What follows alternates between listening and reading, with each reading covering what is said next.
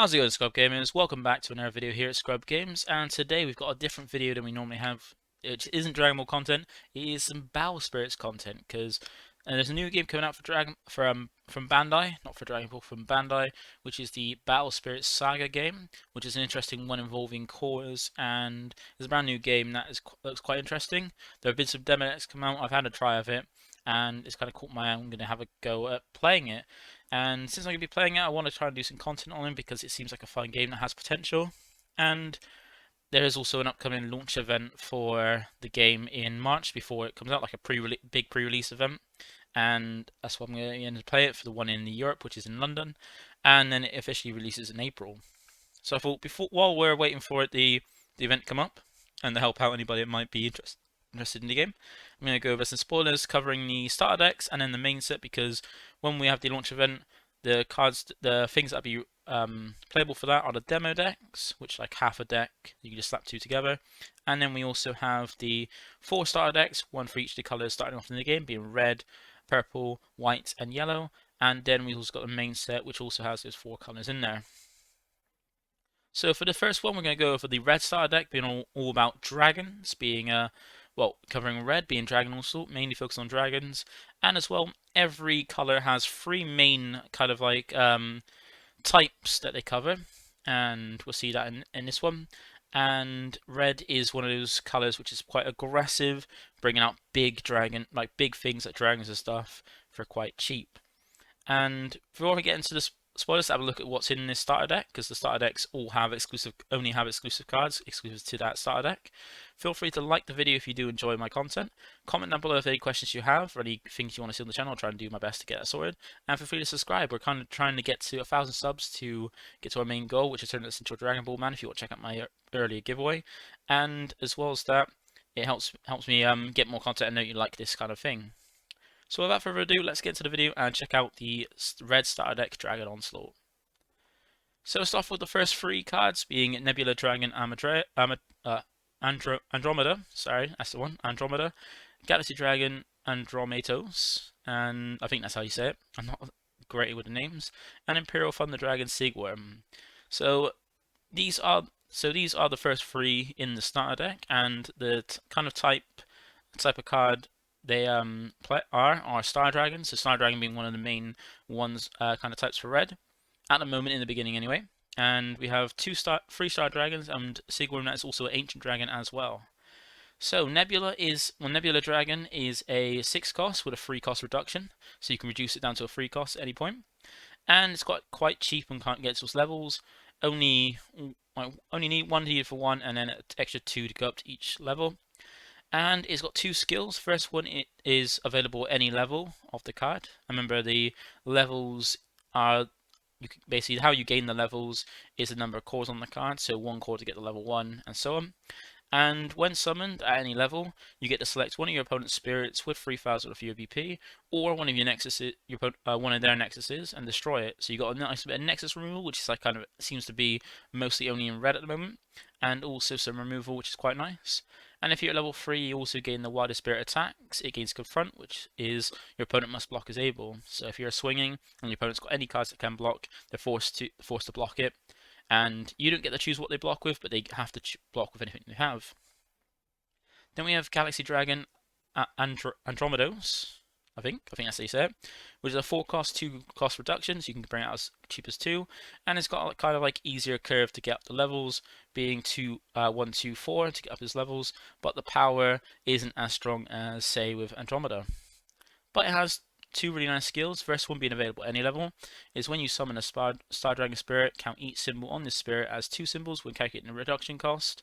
So how you count reduction cost is the little symbol in the bottom right counts towards basically a cost reduction. So if you've got this one on the board, a card on the board, and it's got a little symbol in the bottom, it reduces any card by if a card's got a cost reduction, it counts towards that for that color. So if you're going to play Andromeda and you've got this Galaxy Dragon Amadeus on the field, that 1 red counts towards its reduction cost. But on this card, as Andromeda is a Star Dragon, you get to count that symbol as 2 instead of 1 towards the reduction cost. That's quite handy. This card allows you to help you drop more Star Dragons for cheaper, quicker, with this effect.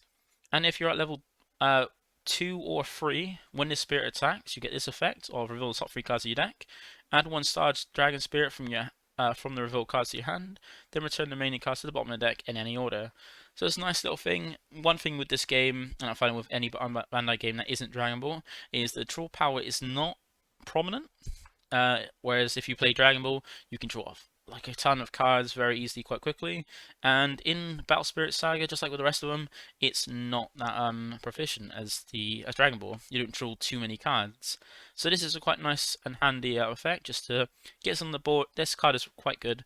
Get this card on the board, reduces the rest of your Star Dragons quicker, quite easy with the 2 reduction costs available just from this card being on there.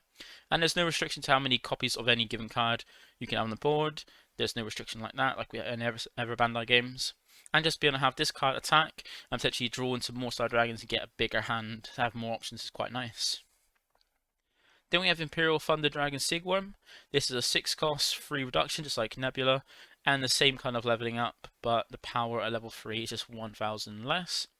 And it has 2 skills as well.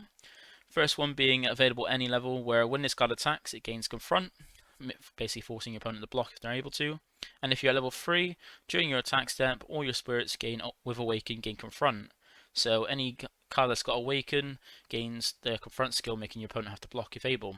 So that's quite cool. So like red kind of like forces your opponent to block, so if they kind of keep things inactive, refreshed as the term is in Battle Spirits, to avoid having to swing and be able to block and stuff. You can force like to be available and not be kind of dealt with.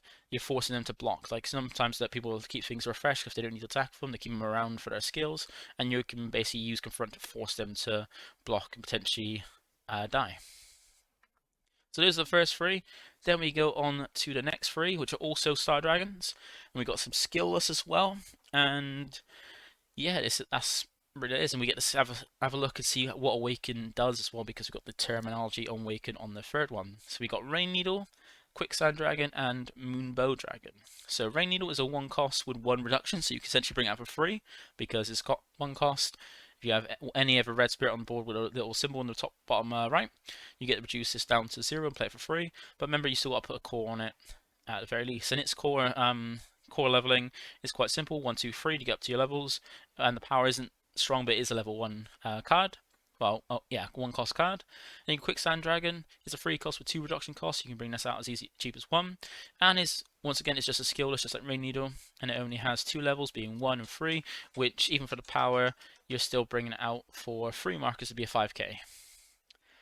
And then we have Moonbow Dragon. So Moonbow Dragon is a 4 cost with a 3 cost reduction, so you can bring this out as 1 cost as well.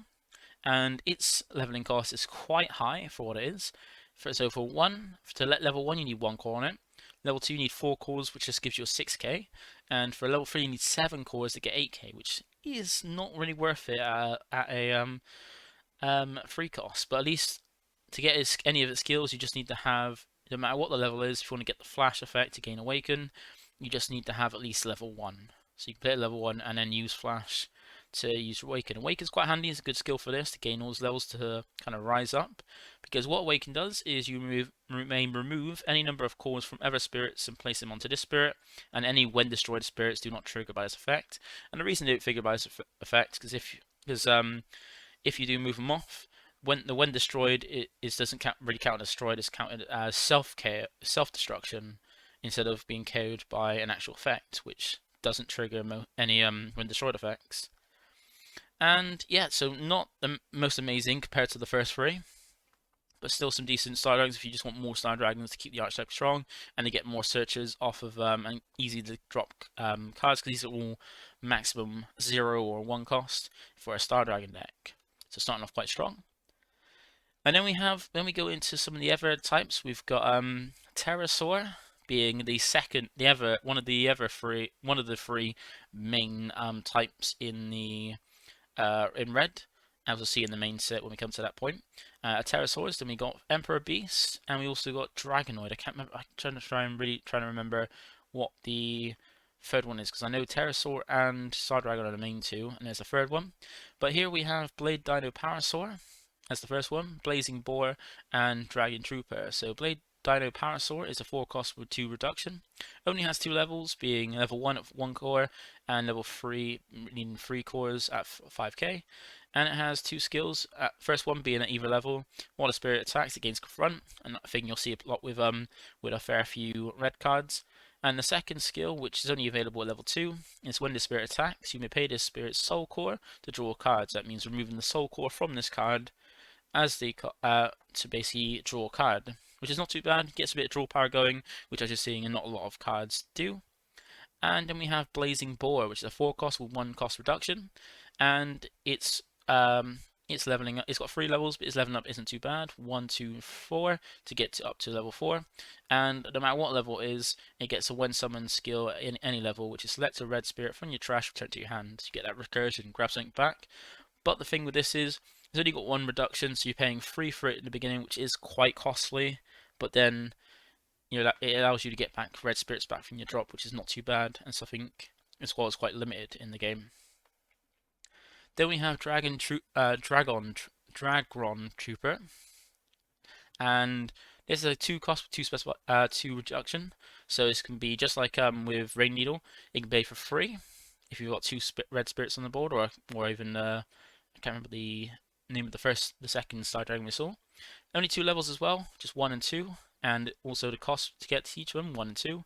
And at either level, when its card attacks, it gets its skill, where this spirit gains 20 BP. So either level, when it swings as a level 1, it goes up to 3000 BP, and at level 2, 5000 BP, which is not too bad. Then we've got the next 2, being some of our Dragonoids, and here we have Dragno Shock Troop and Dragron Captain. So 2 more Dragonoids, and we got a 2 cost with 1 specified with 1 reduction, and 3 cost with 2 reduction. And Dragon Captain is just a skillless, easy 1, 2, 4 for its levels, and not too bad on the powering, 3000 to 4000, 7000. Then on Dragon Shock Trooper, you can pay this for 1, and it's got same kind of leveling, but with less power. And its ability, its effect it has at either level is Flash, gains at Flash level as well, is Awaken. Line you move any number of cores from other spirits and place them onto itself, but you don't trigger destroyed effects. And remember that with Flash, there's 2 Flash windows. There's one before block, well, before potential block, and one after a block. And remember, if your opponent does not block, there is no second Flash window, so be wary of that. And yeah, there's just these 2 quite simple ones, and yeah, they're just quite simple, low costing cards. And then we go on to the Nexuses now. So these are as I said, the kind of field cards for field cards. They don't, like most of them, I think all of them we've seen so far don't require any cores on them to stay around, because if a card doesn't have enough cores to at least meet its level 1, it gets destroyed. And normally, if this is done by your own actions, it's because it's self-destroyed. And with Nexuses, they're kind of field cards that just go onto the board and just stick there, and they don't really need any number of cores for its level 1 effect. If they do, they state it. And for these ones, they're we got Scorched Battlefield, which is a 4 cost with a 2 cost reduction, and Starter, which is a 3 cost also with a 2 cost reduction. And they both have the same level 1 cost, being 0 cores to have his level 1 live. But with Scorched Battlefield, you need 2 cores to have his level 2 active, and 3 for a Starter to have his level 2 active. So with Scorched Battlefield, its first skill that is available at any level is during your attack step. All of your red spirits gain 1000 BP. So it's like I can't remember. There's a term when I used to play Final Fantasy for it, and it just gives all your red spirits 1000. Can't remember the name of it now, but just having all your spirits gain 1000. If you have multiple Scorched Battlefields on board, you get that kind of stacks up per one, which is quite cool. And if you're level 2, you have another skill where it's during your attack step, you draw a card when you reduce your opponent's life. So if you do a damage, you get to draw a card, which is not too bad. It's not amazing, but it's still quite decent to give you draw power for doing damage. And then we have Star Alter. So first effect, same as the Scorched Battlefield, its first effect is available at level 1 and 2. So during your attack step, when one of your spirits with a soul core on it is destroyed, select one of your spirits, place all the the destroyed spirits cores onto it. So essentially, if you have a spirit with a soul core and it gets killed, you get to switch them to another spirit. But that's only during your attack step. And if you get to level 2, you then have the second skill during your attack step. When one of your Star Dragon spirits is blocked, you may exhaust this Nexus to refresh it, actually making it able to attack twice, which is quite cool. And you only get that once because remember you've got to exhaust this spirit to be able to refresh it. And if you can't exhaust this spirit, you can't refresh it. So it's like a one-time use in your attack step when as long as it's an exhaust. That's not too bad. These nexuses are quite decent, and yeah, like each of the starter decks have each of the 3 types of card, and these are quite decent ones for the red one. Then we move on to the last cards being the magic cards. So yeah, in this one there's only 16 cards. I think it might be the same for all of them. And these are like your extra cards, your spells that you play, and you can play them at any time during the main phase. And you have some of them that have, like these ones have flash effects which can be activated during the flash step. So as you see, they have some have main effects, some have flash effects, and some have main slash flash effects. And main slash flash basically means that you can activate it during your main step or during the flash windows. So we have charge draw being a 4 cost with a 2 cost reduction, landmine being a 3 cost with a 1 cost reduction, and firewall being a 4 cost with a 1 cost reduction. And the second 2 which you get into have burst, which we'll go over when I go over them. And the first one being charge draw, just as a main, you draw 2 cards. So you pay 4 to draw 2 cards, or potentially 2 to draw 2 cards, which is really nice. And then you have main flash effect, being select one spirit, it gains 2000 BP during this turn. So I can't remember if all colours have this, but it might be all colours have it, or just some of them where they can increase the power of their spirits. I think it might be all of them. And this is a nice one where if you can pay 2 cores to give 2 BP to any card, which helps when you're in, especially in combat, because it can be used in the flash step. You can use it in combat where if you get blocked, boost up your guy to make sure it doesn't die, or if you're blocking, boost up your guy to make sure it doesn't die on the block. Then we have landmine and firewall. They both have burst effects. So burst is a special thing in Battle Spirits where you have a burst area, which is just a zone that you can put 1 card in it face down, and it triggers whenever the conditions are met. So with landmine, it's triggered whenever an opponent destroys your spirit, and firewall is triggered whenever you lose a life. So for landmine's burst effect, when it triggers when your opponent destroys your spirit, you get to select one of your opponent's spirits with 3000 or fewer BP and destroy it, and then you may pay this card's cost to activate its flash effect. So that's one thing I think all of the burst effects have, is that when you trigger this, you can then pay the cost if you want to activate the flash effect, so you can get the full benefit of it. And its main slash flash effect is select one spirit, it gains 2000 BP during this turn. And it's not too bad because you'll be paying that for 2, especially if you get the burst effect. You're only going to be popping something and then giving a boost to one of your spirits. And then with Firewall, its burst effect is when you lose a life, you get to select one of your spirits, it gains 4000 BP during this turn, and you may pay this card's cost to activate its flash effect. And the flash effect is spirits with 4000 or fewer BP cannot attack during this turn. So essentially, if you lose a life, you get to boost one of your spirits and then make it so any spirit that's 4k or less can't attack during a turn, which is if you go against like Weenie Rush, like we'll see in yellow, it basically means that most of their cards can't attack unless they have enough markers to boost the attack, or unless they can increase the attack of their cards in the meantime during that combat, which is not too bad. And that is the entire starter deck. So that is the entire starter deck for red. Not too many cards, but still a lot of powerful cards in them, and some of them could be kind of staples. Like landmine's a pretty nice one, especially against early, and even if you get in the basics bit, because remember at this launch event is the launch event, so you can pick a product there to try, and everybody's going to be on the same level with getting how much like product they can get to build, and essentially you can just get 2 starter decks, put them together, and still have a decent deck, and then maybe put a few cards together from the main set to add to them. And once I've gone over all the spoilers, I'll be putting out deck profiles about like lists I would potentially take to them if I can get all the cards for them. And I'll see if maybe in the video I can do some, if you can't get them, what kind of replacements you can have for the list to help out anybody that tries to build them. but then can't make the entire list. But that is it for the first one, first starter deck. So next one we're going with the purple starter deck and have a look at spoilers in there and have a look and see how, like, what's interesting, what kind of thing purple does and what's in the purple starter deck. So once again, thank you for watching. Feel free to like, comment, subscribe, and I'll catch you in the next one. Bye for now.